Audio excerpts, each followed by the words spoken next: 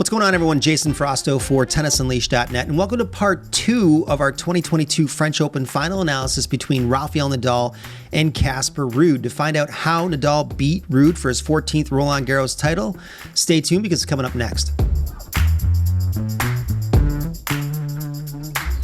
All right, guys, so some quick stats before we jump into this. One thing I like to talk about is something I like to call damage. It's a stat that I track in matches. I've been doing it now for 8+ years, and it's something that I think is very important in matches. So in this match, Ruud actually did damage to Nadal more times than Nadal did damage to Ruud. It was 69 to 53 in total damage for Ruud.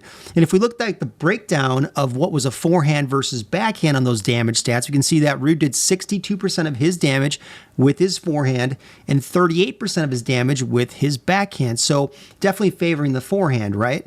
For Nadal, those numbers were quite a bit different. So we see 49% of Nadal's damaging shots were forehands and 51% actually came on his backhand, right? He's got a pretty big backhand.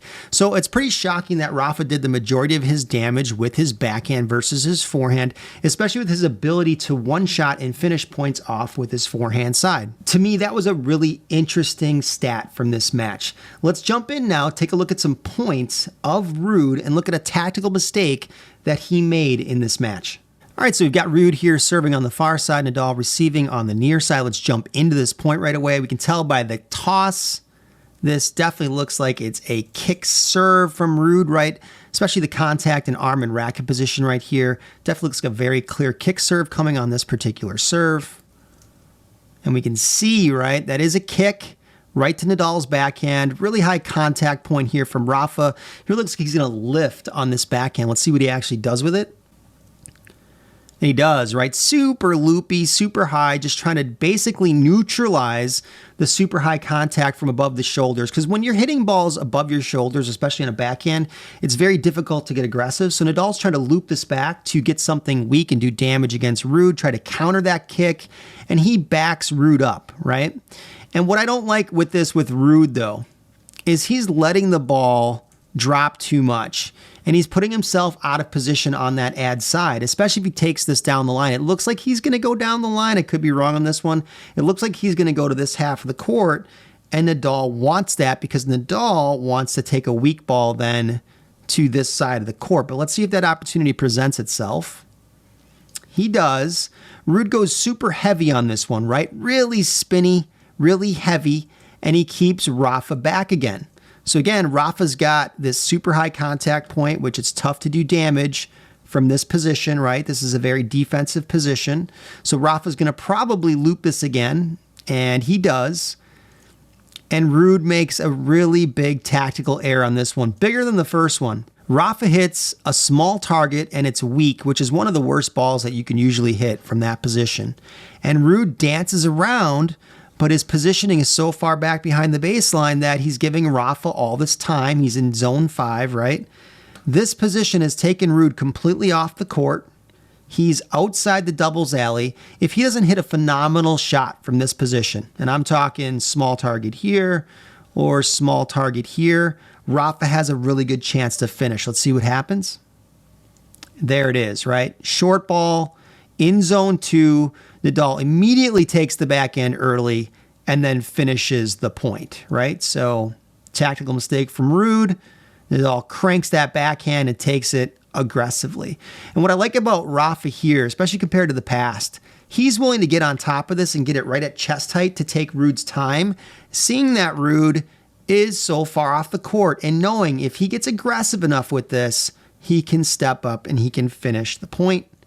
And he does, almost a small target, right?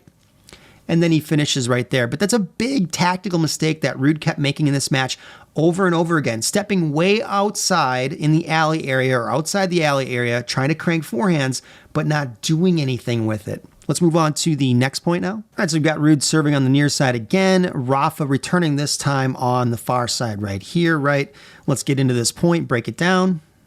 Kick serve again. You can see the obvious kick from the position of the ball toss here and the hand and arm and racket moving, how it's moving like this. Kick serve this time, though, out to the deuce side. Nadal with a pretty high contact point. Gets a decent return. It's in zone 2. Ruud is in basically a neutral position where he's not having to back up with his body or move forward. Takes that forehand and goes down the line. Nadal kind of lumbers over to this forehand here, hooks it, and Ruud makes the big tactical mistake again, where he really steps around to hit the forehand. This time he's not outside the alley, at least, at contact with the ball, but he's really stepping around and putting himself out of position. If you're going to put yourself in a bad position, we talked about this in the last point, you better do damage to your opponent or hit a winner from this spot, especially against somebody this good. Otherwise, and there's a small target, Nadal finishes easily with the backhand right there. So let's go back for 1 second.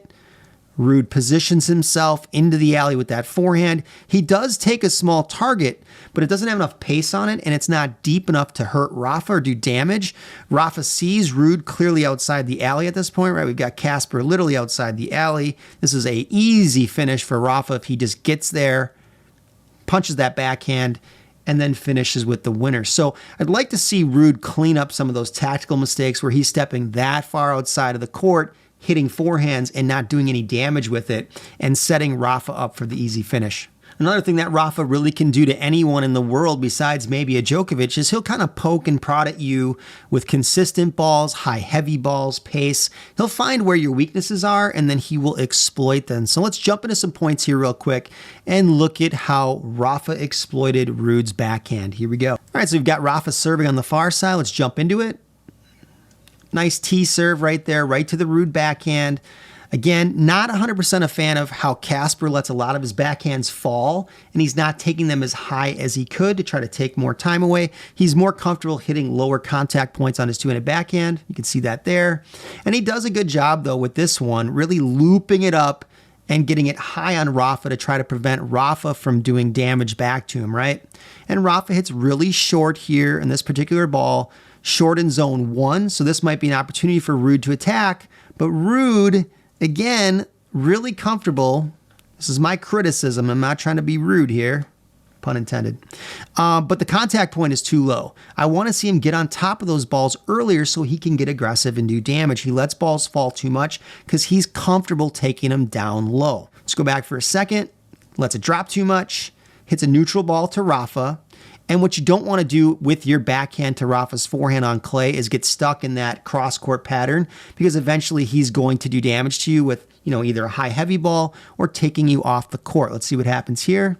There's the taking you off the court, right? So Nadal has just a tremendous hook forehand, and you can see that, right? That thing lands in zone 1, but it's going to take Ruud off the court in this direction, and Ruud gets out here. And again, with that low contact point, not getting the ball quick enough, not getting there early enough, he's probably going to hit weak on this. Let's see. Pretty weak here.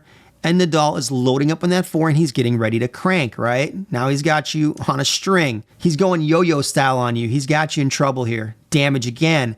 This one, Rafa goes even further out and goes into that small target area. Now he's got Casper literally flailing at a backhand and lunging for it, right? Because Ruud's not doing enough with that backhand, not taking it early enough. Nadal sees the damage and immediately sneaks in. I love his anticipation. His anticipation is the best in the world, in my opinion. Djokovic, him, basically tied, I guess, in a sense. But sees his position from Ruud, right? It's severe damage right there. He knows he's got him. You're done. He's trotting in already up here. He's moving into the net because he knows this should be a really easy volley or overhead. And there it is. Nice and easy. But he poked and prodded at that backhand until it broke down just by leaving balls short in the middle of the court. Ruud also hurt himself by not getting on top of those balls quickly enough with his footwork, and Nadal saw that. All right, let's jump into the final point now here real quick. We've got Ruud serving on the near side, Nadal returning on that far side, right? Let's jump in. Pretty decent flat serve right there, out wide. Nadal returning deep from zone 5 in this position, looking to defend at first and get into the point. And he hits short in zone 1. This is an opportunity right away for Ruud, if he wants it, to attack a really short zone 1 ball. Let's see what he does. He attacks him in terms of the position. So what I mean by that is he gets the zone 1 ball. Again, in my opinion, he's letting the balls drop too much, so he's not taking time with, taking it earlier. He needs to take it earlier to take Rafa's time. He does redirect, And he redirects it pretty well, right? It's a zone 2 ball, close to a small target. He needs more depth here to really do damage. Nadal trots over. He is a little bit hurt by that, a little damaged by it. And Rafa really rolls up with the hands here. I love how he does that to buy himself time. He's hitting a lot of topspin to try to give himself time to get back into the court and recover on this ball, right? Ruud steps around. We talked about the mistakes he was making a little bit before with that. This one, he's much more inside the court. He spanks the forehand deep there. Look at that zone 3 depth. Love it. Nice and deep in zone 3. That's how you can neutralize Nadal, right? And Nadal is definitely defending here, hooks it back cross court. And now Nadal says, okay, you've crushed this forehand. I need to really find your backhand because I don't feel like you're going to do damage to me enough on your backhand. I need to get over to that backhand to kind of recover in this point. You've hurt me. You've damaged me. I need to recover and find a way out. But Ruud, right, decides he's going to spank that forehand again, this time out in the alley, playing a little bit with fire here in the alley. Hits a big one. And Rafa scoops it down the line, and now we end up back basically in a neutral position. Ruud, really good from here. Love this. High, heavy, and deep, finding zone 3 here against Rafa and push him to the opposite side of the court, right? Basically running him from one end of the court over here all the way over to the opposite end of the court. Nadal, backhand cross, and Nadal does a little damage right there. That's pretty tough. Pretty remarkable he can do that. Does it by angling Ruud off, and that's what happens, right? Little angle here. Casper comes over. He's uncomfortable moving this much on the forehand. He shanks it a little bit, and he pops it up, right, unintentionally. And look at what Nadal does. As soon as Ruud hits this loopy ball, Rafa moves up quickly and takes it really early, right around chest height. He decides, I'm not going to do what Ruud is doing, where Ruud would back up and let the ball fall. He's taking this right away. He wants the first opportunity he gets to get aggressive and try to do damage with his footwork and then with the shot. And he does that, except he hits it a little short in zone 1, but the effort's there to try to do something. And this is where Ruud, again, look what he's doing. He's letting the ball drop so low because he's more comfortable with lower contact heights than higher contact heights. And he showed me that in this match time and time again. He's got to work on that, and he will. He's a young player. But he's really comfortable with this low stuff, but that's giving Nadal time to get ready for shots, and you can't do that with Rafa. You got to take his time. So he loops there, right? Ruud likes that loop, does a good job, gets it in zone 3. Rafa hooks down the line, and Rafa says, if you're going to loop to me, I'm going to loop to you, but I'm going to get it to that weaker side, your backhand side over here, and I'm going to get this above your shoulders, right? I'm getting it up and out, hoping for a short ball. So let's see what happens on this one. He goes super loop, right? Super loop, but Nadal again says, that ball is loopy, but it's not driving me back. I don't have to back up for it.